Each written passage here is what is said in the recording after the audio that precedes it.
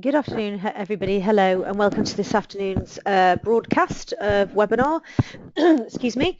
Today's broadcast by Amanda Chadwick, myself, a senior speaker at Peninsula Business Services Limited, is to talk about the importance of managing stress within the workplace. I'm just giving you an overview on this because it is quite an in-depth topic, and to be honest with you, I really could talk on it for hours on end. I actually do workshops on it and talks on well-being and stress and depression. If while I'm talking there's any questions you have, if you'd like to email me afterwards, if you'd like to talk about anything that I do talk about, feel free to write down my email, amanda@peninsula-uk.com. That's Peninsula without an R in the end, because otherwise it'll get sent back to you. And just to say that I'm a senior speaker, presenter, broadcaster and writer from Peninsula Business Services Limited. We're a family-run firm based in Manchester. I'm based in North Wales, and we have offices in Belfast, Dublin, Glasgow, Jersey and Sydney. It is quite a hot topic at the moment, stress and depression and mental addictions, etc. And I'd like to point out that the government are focused on it at the moment and your management of it. And I think if somebody doesn't know, it has an issue with stress or depression at work or ill health, and it goes on, it's because they haven't got a conclusion, they don't know how to handle it, or they're frightened of. I deal a lot with the health sector and doctors' surgeries, for example. In a doctor's surgery, you've got the same people that have worked there for years and a really good job, that know each other, but one of them has to be their friend, but also at the same time manage situations such as stress, sickness and depression, and sometimes hasn't got the right training or actually doesn't feel comfortable doing it. So I think we've all felt like this fella in front of us, with our hands on our head, with all that paperwork in front of it. Usually with me, it's housework, ironing and children that makes me feel like that. But this is the difference, you see. It's not stress, that's pressure. There's a big difference between pressure and stress, and we need to realize that there is. You know, you'll go home today, you'll have loads of things to do or work, and it's just the pressure. That's totally different to stress. But pressure can build up, and that can lead into stress. And the cost of stress, well, you know, if I was off sick, it's actually going to cost the employer £975 per absence. 40% of that sickness absence is directly related to mental health. And when we talk about stress and depression and taking a tablet such as Prozac or something similar, then in those circumstances, in that situation, then that would be an employee that's covered under the Mental Health Act. So average sickness per employee is 5.3 days in the private sector. No surprise, in the public sector, it's 6.9 days per year. Now, I was with companies the other day that have been made up from doctors' surgeries, local councils, and they've inherited some contracts. And in there, it said a week's paid carers leave. Now, there's no legislation to say that you can have a week's paid carers leave. In fact, there's nothing written down. Whoever made that up, you know, and the thing is, everybody's taking it, or the same people all the time take it. Once they've used the holidays, then they use the sickness, and then they use that week's paid carers leave. And they think it's an entitlement to have it. It's there. It should be there as a benefit, as a perk and benefit. So be very careful of what you've got written down and how you manage it. It's all about management. So mental illness costs the UK £105 billion per year. 14 billion is at the cost of the employer. So that's a lot of money. That means we've got to sit up straight now and do something about it. Okay. So reasons for absence. I did an earlier webinar today about underperforming individuals motivating your workforce, and I covered ever such a lot that's on here within that webinar, which will be uploaded on YouTube later on today or tomorrow. So you might want to catch that to tie in with this. So reasons for absence. You know, you might have an employee that's off and they're not coming into work because they're not bothered, they're not loyal, they're not committed. You know what, those type of people, if they work for me, I'm going to get rid. I'm going to see a way of, you know, capability, whatever. They're not committed to my company, they're not loyal, they're not bothered, they're just going to keep having time off. You know, somebody else out there will want that job, and so there's a way of getting rid of those people, and I'm going to do it properly, and I'm going to dismiss them. So worried, training, new product. Look, you've got somebody who works for you, they're worried about, you know, changes, you're making changes, changes, they need training for it, they're worried that they won't be capable of doing it, they go off and they say stress. It's about speaking to your staff. It's about knowing what's going on within the workplace and finding out. And I spoke about appraisals today, one-to-ones, talking to your staff. This is the importance of the return to work interview. So when somebody has been off and you do a return to work interview and you stop talking and let them speak, you'll actually find out really what might be the real reason why that person's off. Lots of people blame stress, they blame depression, and it might be something else. They might just be worried about training, worried about their children, teenagers, their kids aren't going to school, they've got debt issues, they've got relationship issues, they've got an argument with a neighbour. I know years and years and years ago I fell out with my next door neighbour. And it was very, very difficult because her husband was my husband's best friend. We fell out as, I don't fall out over children because children make friends the next day. But I certainly will fall out when somebody speaks to my child that's a teenager quite badly. And I have to say, I'm very lenient. I come from I know my mum fostered hundreds of kids. I've got a very large family. So I'm pretty good with children. So I don't think that... there's a way you speak to people's children. I certainly wouldn't speak to somebody else's children, but I also know when my child's wrong as well. So I fell out. I'm explaining to you why I fell out now. Excuse me. And I fell out with this lady, and she was not a very nice person anyway, but it was so hard. It was eating me up inside, actually living next door to somebody that you're not getting on with, and that's at your home. And so imagine, I think about what if I was in work and I didn't like that person. It's eating me up inside, and things are irritating me, and it makes me worried, it makes me stressed. And in the end, it was actually easier to be a friend than it was to be her enemy, seriously. So I just said that to her to make up and be friends and get on with it, for the sake of the children and our husbands anyway. And obviously we did move eventually, but the fact is, as a normal person, we are going to come across things in life that are out of our control, whether it is an argument over a boundary issue, whether it's a debt problem, whether it's a relationship issue, whether it's illness, short-term, long-term. There are things that are out of our control that can really affect us when we are working. So if I fell out with somebody at work, I haven't, but if I fell out with somebody at work and I'm working there every day, it's going to be a very horrible environment to work in, and I might just go off with stress and depression. So we've got to have certain policies and procedures in place as an employer to protect our business. Managers need to have the right training. They need to have things in place that they can fall back on to know that they've done the right thing and not worry about anything. So the policies, look, I'm going to mention them at the end, but one of them is a bullying and harassment policy. Some people don't tell you that they're being bullied or harassed, and so you're not expected to be a detective, but I think certain people can notice changes in their staff. So, if you see a change, or your team leaders do, then deal with it and find out what's going on.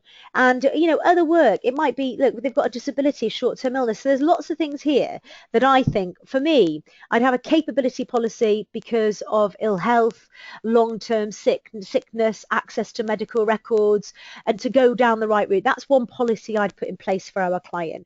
I'd also then put in a bullying and harassment policy in place. So if somebody says, I'm being bullied and harassed, there's a route that they follow with a confidential helper, how they make a complaint. I'd have a grievance procedure in place if they want to put a grievance in against something. I'd make sure that I've got a mention on dependence leave. I'd have family-friendly rights addressed. I'd have an employee assistance program. So if anybody does have any relationship issues, legal issues, debt issues, then they'd have access to a telephone line for help straight away. I'd have a medical statement, because I don't know if you've got a disability. I don't know if you've got you're having counselling or something, and you might still be in work, and actually you might still be in work because you need the money, but actually you're not doing the job you should be doing, and I'm paying you blooming wages. So you need help, you might need some support. And so I'm going to have a medical statement in place that says if you have a disability, if a disability changes, you start taking medication, your medication changes, or you're having counselling, or you're pregnant, you have to tell tell us straight away at the earliest stage, written, so we can make the health and safety standards that are necessary for you to do your job. That protects our client in so many ways that I cannot tell you today in a 45-minute webinar. It is a defense statement. It is a defense document. It is a defense with a pregnancy case when somebody's saying I lost the baby as a result lifting a crate of J2Os and I pulled on my muscles. It's a defense statement when somebody says they dismiss me because I'm suffering with stress and they've never told you that they are, and they've taken medication that are covered under the Mental Health Act. But had you known, you'd have made the reasonable adjustments, but they never told you. So it's a defense document of all of those, but also if somebody has an accident as well. And then other work, reasons for, they could be absolutely exhausted because they've got another job. So part of the working time regulations, the requirement is you as the main employer need to know about any other work they've got and add it to the hours they work for you. But you probably didn't know that till I spoke to you today. So again, we're going to put a term and condition in the handbook that says if you work elsewhere, please apply in writing, because it could have implications on your role within our company and the working time regulations. There might be reasons for absence because they're not happy with your health and safety. There just might be other personal issues. And you can make it easier for somebody to be off if you are paying full sick pay because there's no penalty attached. So I might not feel like, we've all felt like not getting out of bed. It might be that you've had a cold. I know the week before I had a chest infection. I lost my voice, which isn't good for somebody who's a speaker. I felt pretty run down. I've been doing a lot of traveling, and actually I didn't really feel like getting out of bed that day. I felt like staying in bed. I felt like going to sleep, and we've all felt like that. But at the end of the day, we need to pay our bills, so we get out of bed. If we're not getting money, then we'll get out of bed. But if we're getting some sort of statutory payment and you're taking sickness seriously and you're managing it, then then people will make more of an effort. So other personal issues, bereavement. I like to see something in place in your handbook about bereavement, and you can have what you want in here regarding bereavement, because at the end of the day, everybody acts differently when it comes to bereavement, and it can make me stressed. I lost my mother 4 years ago, and actually straight away it didn't hit me really. It was afterwards, and so I think that people behave differently, so it might affect somebody later on in employment. But bereavement leave, there's actually no law in England for or Wales for compassionate leave, I'd say. So this does leave you with whatever you want to put in there really, as long as it's reasonable. And remember favoritism here. But in Scotland and the transport industry, they usually have 3 days, and it's close family members, brother, up to 3 days for close family members. I know in my particular contract that I have on bereavement leave, my statement says something like individuals' reactions to bereavement vary greatly, which is true, isn't it? They do. And the setting of fixed rules for time off is therefore inappropriate, which can be because everybody reacts differently. You should discuss your circumstances with your manager, your director, in respect of appropriate time off, which will normally be with pay. So that's what's in my contract. But I don't take the mickey on that because it is at the discretion of the manager, well, in my case, the director of the company, as to whether he would pay me or not. And I have to be honest with you, around where I live in North Wales, there's actually a 4-week waiting list if you wanted to cremate somebody. So 4 weeks before you actually put an end, to a sort of like, you can put a line through it. Somebody's passed away and we can put a line through it. So 4 weeks. So initially somebody might be off for like a couple of days, but then surely they're going to have some time off for the funeral. And then if they don't get the right time off and rest, then we could have further personal issues with them. Everybody deals with it differently, don't they? So pregnancy, again, that pregnancy misstatement. If you're pregnant, let me know. We had an incident with a firm where a lady worked in a company that we took on to represent them, and she picked a box up at work, and then like a day later that evening she was having severe cramps and she lost a baby in hospital, and they'd said that she'd ruptured her muscles, and they said, have you been lifting anything lately? And she said, well, the only thing I've lifted was at work. Well, health and safety executive would be interested in that. Mental health, reasons for absence is mental health, not coping very well, too much work, and then we've got not too much work, not able to delegate, not a good support system, addiction, gambling. I'll put this in order of importance, shall I? Gambling, porn, internet, drugs. No, I'm be joking there, but addiction as well is another reason for absence. And if my addiction is causing me to be stressed or depressed, then I'm covered under the Mental Health Act. Remember that as well. So our employment and health and safety linked in your workplace. Now, I know when we started at Peninsula in 1983 that we did employment law and a bit of health and safety, but they're actually joined at the hip. So the health and safety crossovers that we have are, we've got the working time regulations, and that is a massive piece of legislation, European legislation brought here to protect people's health. We've got the highest level of stress in the whole of Europe, yet we've got one of the highest working weeks. So we've got actually a 48-hour cap unless people opt out, and that involves other week work as well. But the working time regulations should feature in both health and safety and employment law because it's governed by both, and also at the same time it covers breaks and holidays and the fact that you should manage them. And if you do ever have an issue with a member of staff that's suffering from stress or depression, they will look at whether they've had breaks, whether they've taken holidays, are they managed.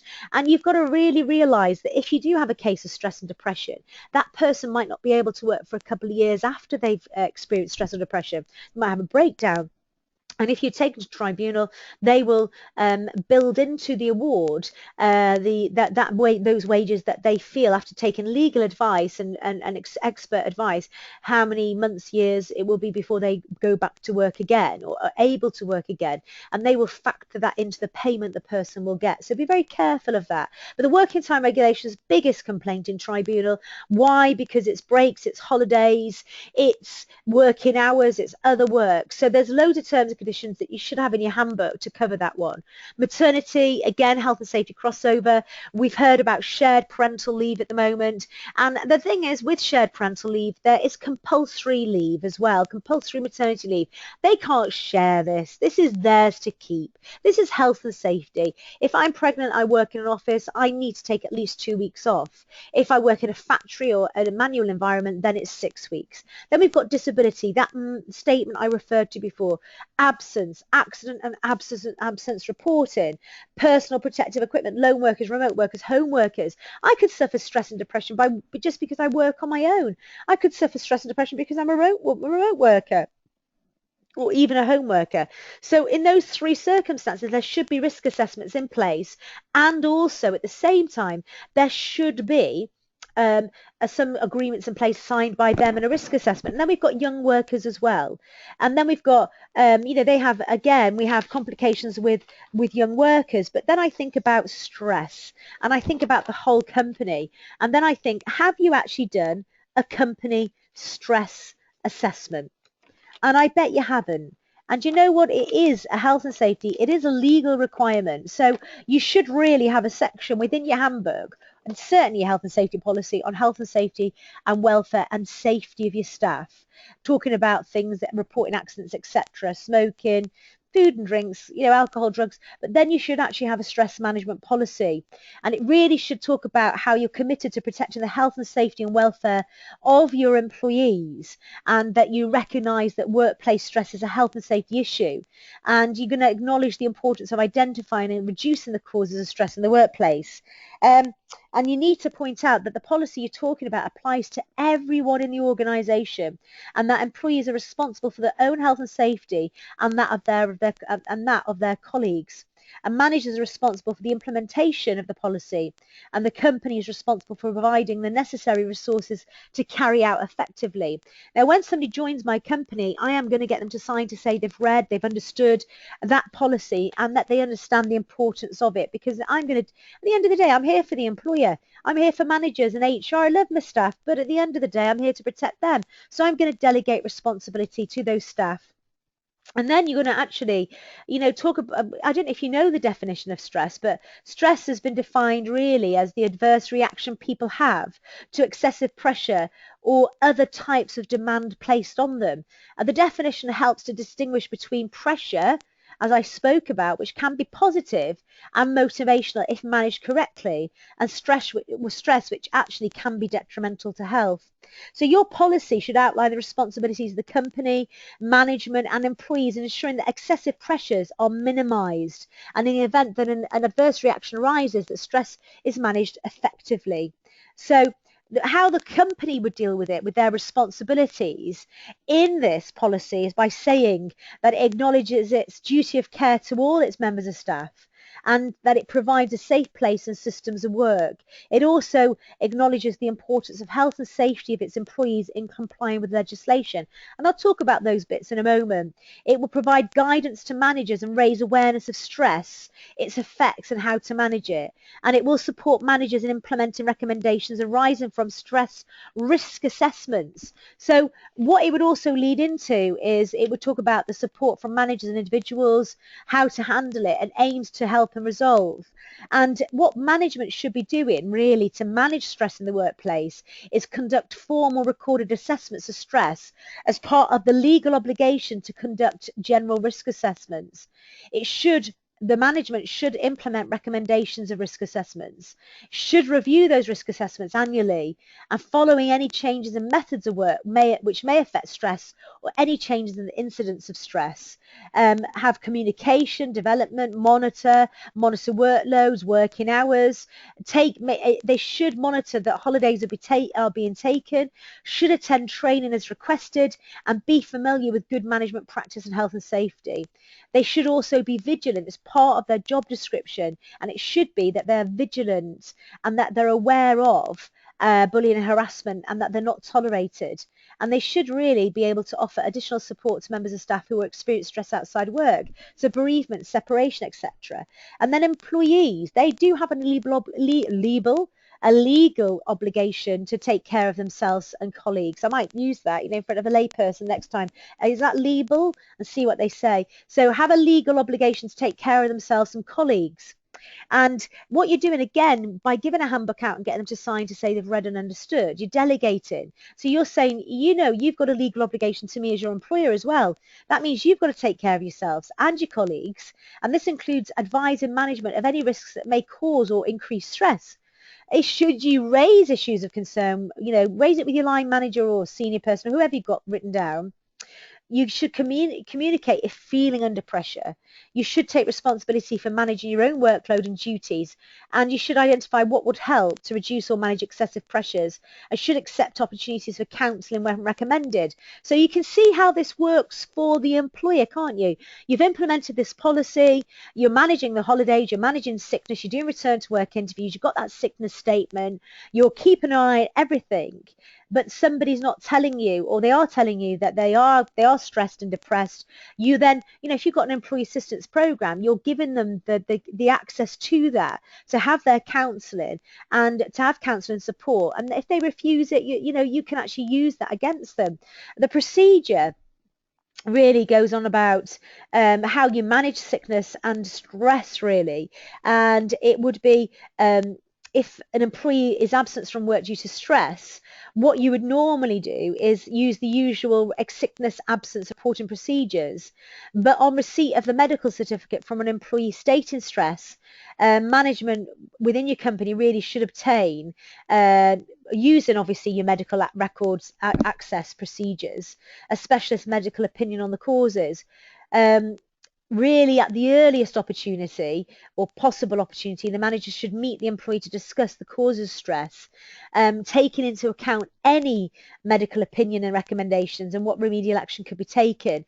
Return to work interviews always should be done at every level, even from day one. If the cause is related to the employee's personal life, you should be supportive and sympathetic as far as reasonably practicable. You know what I mean? You can't go to the house, drink a bottle of wine with them and sob with them. You're the best mate. They're an employee. But if the cause is work related, it should be identified by looking at the following areas, like what your organisation culture is, demands that are on that individual, the control the individual has on work. I mumbled that, didn't I? The control the individual has and how work is done. Their relationships change, job roles, support training, that type of thing. And then you should really continue to monitor the employee's workload, hours, performance and behaviour. But if everybody else is coping, it's that one individual, then we'd have to look at their capability. But the employee has a responsibility to keep you informed of or her their general state of health. And at all stages, the procedures, the need for medical advice will be carefully considered to ensure the medical facts relevant to the situation can be obtained. You might even consider, for example, in the event that a reduction in working hours or a job of lesser responsibility or status is agreed, it's likely that a reduction in line with the salary or the hours will need to be agreed as well. So there's lots of different things to handle stress. And you've got to take each case as it comes and treat it separately. And due to the individual nature of the cause of stress and subsequent symptoms, each case will be treated on an individual basis.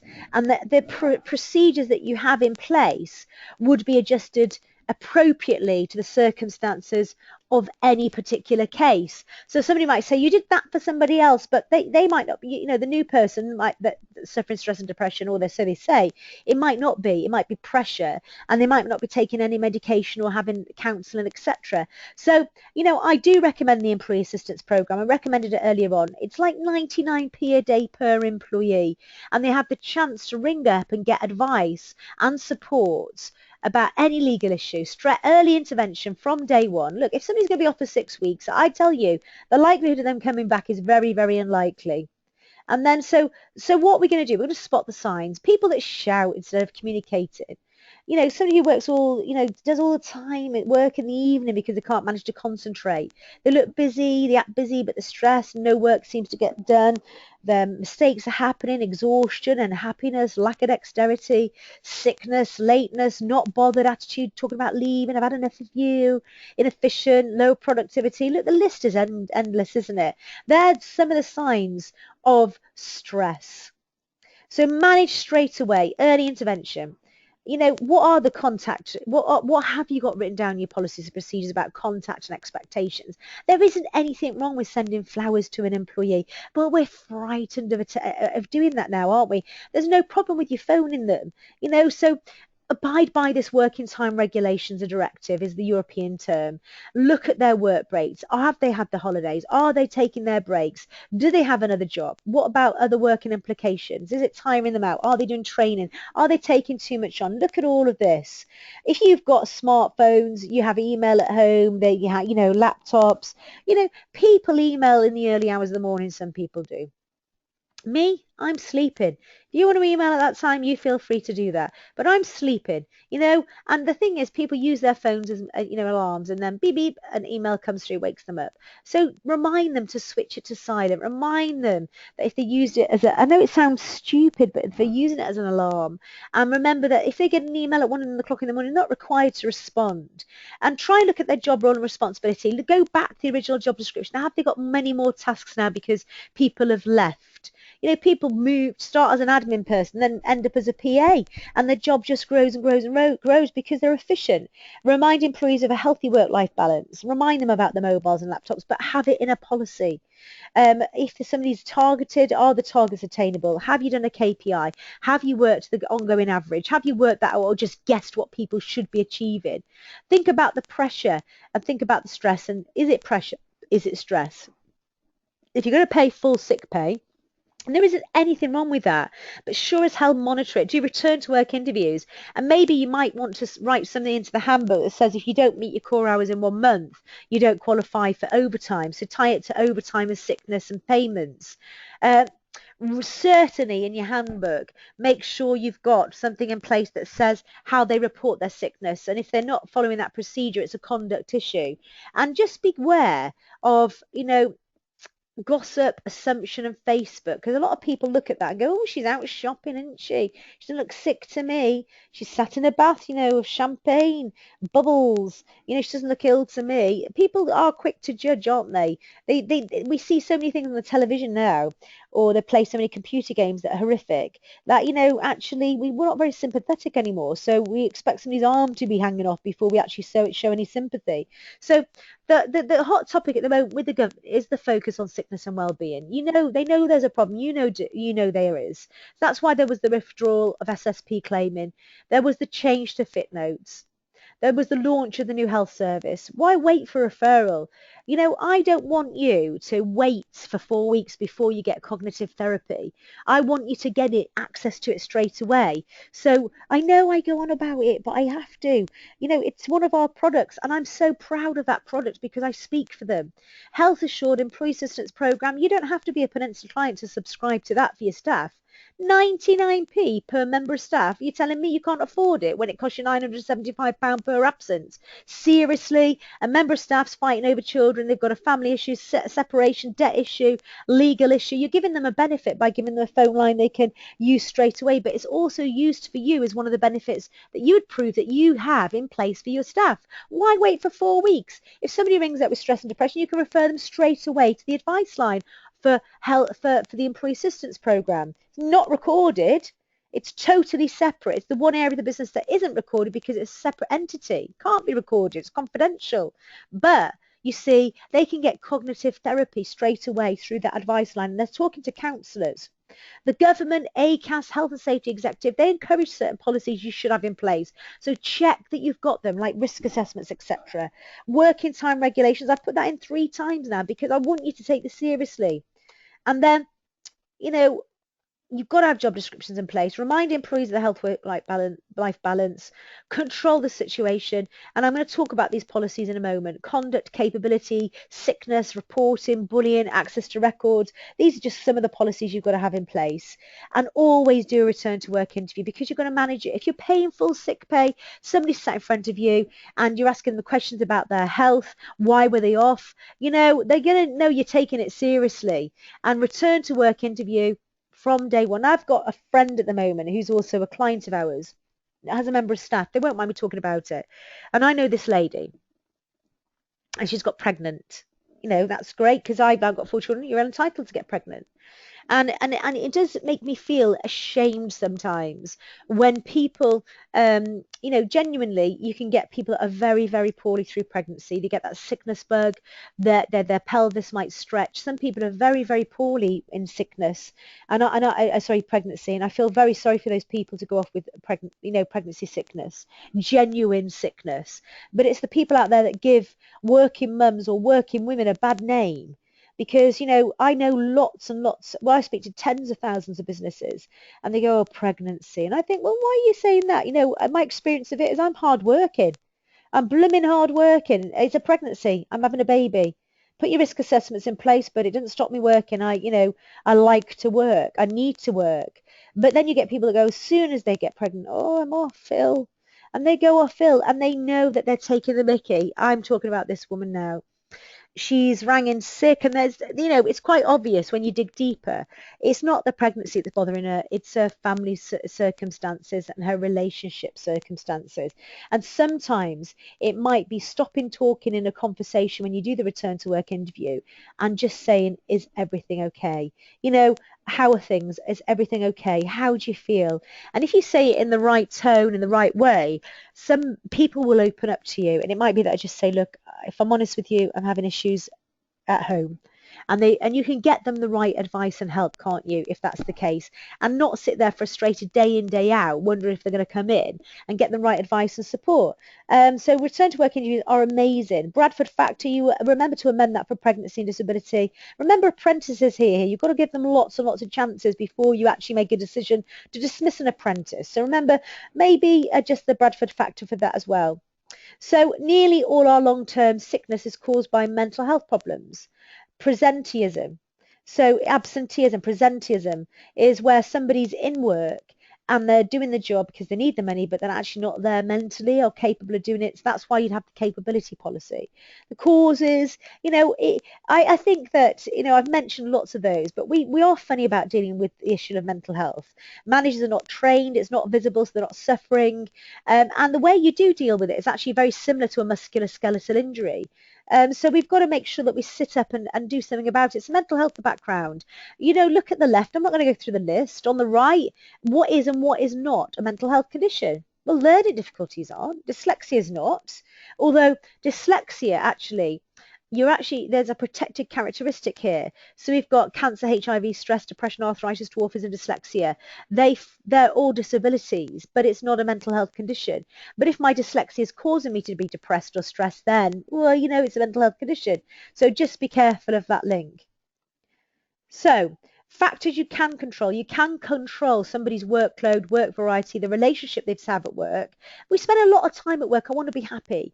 The involvement they have with other people, the culture of disclosure, communications and bullying. There's overlapping factors that you can try to influence, such as money, status, friendships, sense of purpose, stress, coping strategies and lifestyle choices. But there's some things you cannot control outside work, and it might be childhood experiences. And again, with the employee assistance program, they have access to help for all of this. So it is a very good idea. So mental health resources. So what resources are available internally? You've got to be a detective and spot the signs. So remember, the return to work interviews help. If somebody's late, using KPIs, they're not performing, looking at somebody's resilience, their lack of dexterity, mood swings, sickness, poor concentration, irritable, bad-tempered and tearful. And then engage with the problem. Make people aware of mental health issues, have posters up, policies and procedures to deal with it. Train your managers, keep a watch, briefing people, open culture and promote awareness of mental health issues, educate your staff.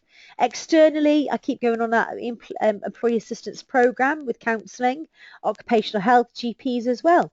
They have a 4-week referral, and then there's a long waiting list for cognitive therapy, as I said to you. So the useful policies and procedures that are going to help you manage stress and sickness really in the workplace.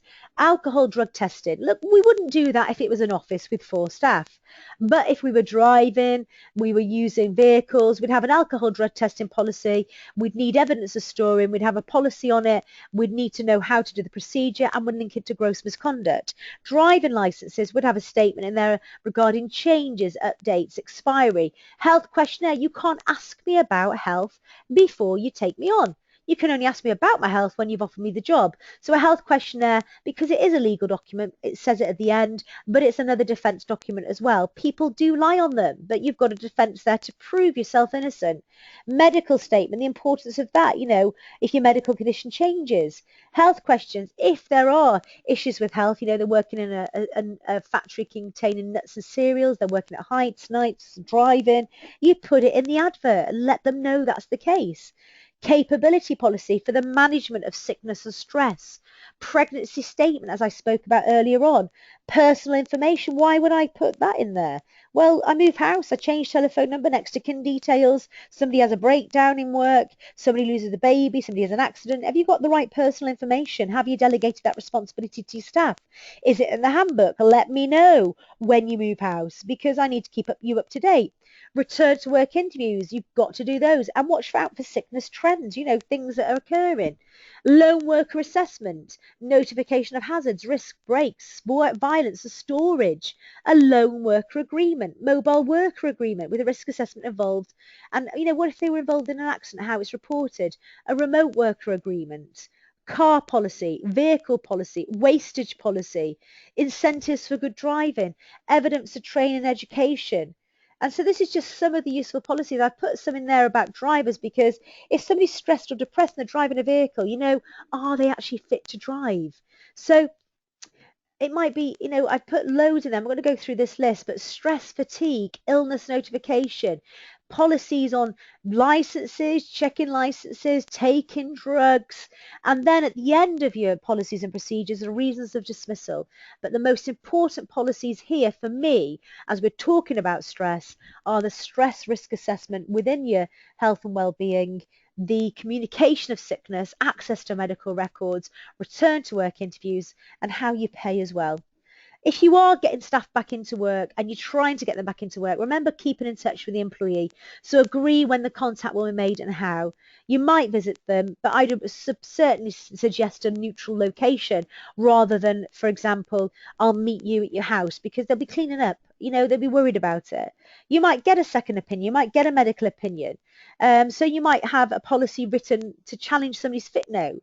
Look out for disabilities, and if there isn't a disability, dismiss it as an option, but make sure it follows fair procedure and that the employee is aware that their continued absence may result in their dismissal. But be very cautious here. If it's stress or depression, it falls into disability. It is always risky to dismiss while still in contractual sick pay, but it's about reasonableness, so remember that. And you know, it's a myth that you cannot dismiss someone when they're off sick. It can happen, but there must be a fair procedure for it. But what we want to remember is that if it's to do with stress and depression and they are taking a tablet of some sort, medication, we don't want to dismiss. We want to think about adjusting and getting them back to work quicker. And it's not really, not talking about reasonable adjustments here. It's the obligation to make those only comes into play when they are actually dealing with that disability and it's been, you know, they have got a disability. They've definitely got stress and depression. They definitely have got this. They definitely have got that. And then what we might do is if that's the case and we have confirmed that they're covered under the Mental Health Act, initially people just go, yeah, I'm stressed, and they get a note for stress for 2 weeks. That's different. When somebody's saying we're stressed and depression, I'm taking medication for it, then we're going to have to look at maybe adjusting their job. And let's consider that later on. But do take guidance from the Fit Note. And returning to work, you know, when somebody's been off for a long time, it's odd to come back to work. They think things have changed. They feel alienated, so phased work. Amended duties, time to pan out the day and support. It might be a different shift. It might be a different job. And remember, if after somebody's been off with stress and depression, the job they're now doing, they've shortened their hours or they've changed the job or they've taken a lower job or shorter hours, or, then you know you're going to have to change their terms and conditions. And you've got to agree that with them and get them to sign for that. But remember the continued support, the continued meetings, and always communicate that as well. Disability and the Equality Act 2010 requires that you consider any reasonable adjustments needed to enable the employee to do their job if their sickness absence is because of disability. I've put in here just some of the documents I was talking about: SSP withheld, exit interview, why are you leaving? Because I've got a new job with more money in a car, but then they say they're leaving because they were stressed because of the bullying and harassment. You know, if you're doing an exit interview, you're giving them a chance to tell you why they're leaving. Change your personal details, so when you're sending letters out or communicating to them, you've got the right address details. You need to have a disciplinary records. You know, self-certification, notification of absence. There's all sorts of policies and procedures here that tie in together. And I've really just given you an overview here because stress, depression, you know, disability, sickness, it's such a hard, large topic to talk about. But I really can't emphasize it enough, really, the importance of seeking support and help whenever you're dealing with an issue. If you are a Peninsula client listening to me today, remember you're using our advice line to help you. You will let us write the letters. Let us tell you how to behave. Let us deal with everything for you. And if you aren't a Peninsula client, want to know more information about us, remember my email, amanda@peninsula-uk.com. But both non-clients and clients that are listening to me today, remember the benefits of an employee assistance programme. It does provide early intervention, which is crucial and proven to reduce absence. It allows an employee the right help for the right problem. The longer they're off, the bigger the problem. They receive expert advice and support by accredited counsellors, GPs and nurses, completely confidential. It's governed, it's managed, it's completely confidential. The results vastly improve productivity and lower sickness absence. The employee feels cared for, valued, and they feel like they're getting a benefit. It's cost effective. 24-hour confidential helpline, 24-hour advice to accredited counsellors. They're always there when the employee is. They can speak to the same counsellor, and they get up to 8 structured sessions of face-to-face counselling on top of that. And they get cognitive behavioural therapy, where you'd wait 12 months to have that on the NHS. There's also an online health portal as well with unlimited access to emotional support, fitness videos, and over 200 easy to read and understand health assessment fact sheets. So well-being, it demonstrates a duty of care. If you'd like to know more about that, amanda@peninsula-uk.com. This recording will be uploaded onto YouTube later on today or tomorrow morning. I do hope it's helped you with my nut bite. Is it nutshell, nut bite? I don't know.